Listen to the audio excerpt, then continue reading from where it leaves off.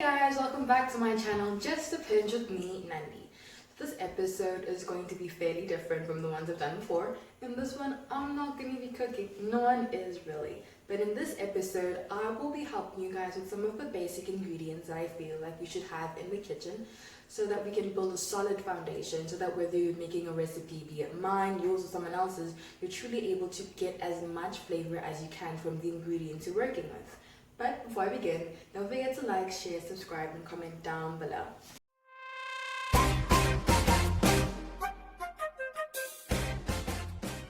Ingredients that I feel like we should have in the kitchen, basic, like I said, but I have asked some of the people I know in the industry to help me out so that we're not just giving you Google or schmoogle information, but this is from the people who do this for a living. So, first things first, salt. I mean, we all need this as a human being to survive, and pepper is almost called for in almost any recipe. Next is stock. This is the foundation of French cookery as I've learned at school. Instantly add flavor to any dish, just like I did when I was making my polenta and sausage ragu. Next up is garlic. These tiny bulbs of sugary oil can perfect any of your savory dishes, as long as you keep your garlic clove in check. Just imagine roasting these in the oven, drizzled in olive oil, wrapped in foil until you get that beautiful caramel flavor. Popping that into white sauce, cheese sauce, or whatever, some roasted cauliflower, macaroni.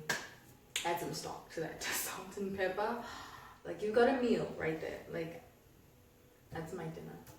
Sugar, which we all know, which will balance the food out, as well as white wine vinegar, which is there to cut through the richness. For instance, you're making a beef stew and the fattiness is overwhelming. I'd say add in something like a white wine vinegar to cut through. Okay, so with oil, I'd say have two types on standby, canola and olive oil. With olive oil, these are for your low heat, quick meal demands, and the more virgin, the better. I did an olive oil tasting last year, I think, and was quite an experience.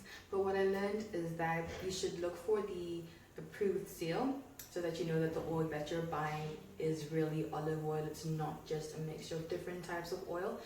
And if you're lazy like me and you don't really want to look for it, you can just look at the container, the bottle that it's in. It should be in a dark bottle so that it doesn't get oxidized. When it oxidizes, it could eventually get rancid, and you wouldn't want it to get rancid if you're buying a really good bottle of olive oil. Also, if you're opening it up, you should use it often, not store it for special occasion. And there's a big difference I tasted between fresh olive oil and rancid olive oil. And then canola oil. This can handle your high heat frying and baking meat. Onions. These are awesome and overlooked. They are a flavorful base for so many recipes. You can saute them, caramelize them, done. You can even coat them and fry them, and they will taste amazing. Herbs and spices. You don't need every single herb or spice that there ever is, but there are select few, like the ones that I used in my fried chicken recipe. But the one that I cannot live without is smoked Spanish paprika. You can put it on anything from chicken to roasted sweet potatoes to popcorn. The options are honestly endless, I feel. Tomato paste. This is much more than just concentrated tomato sauce.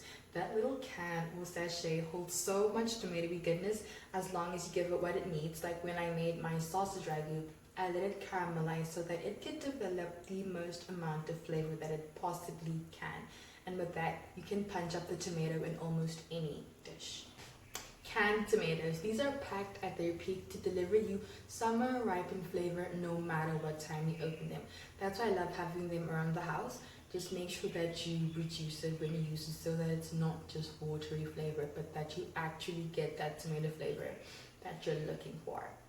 Last but not least, butter. This had to be in its own category, not with oils, because this is creamy goodness galore. Add it to anything and everything, and it will work out amazing for you.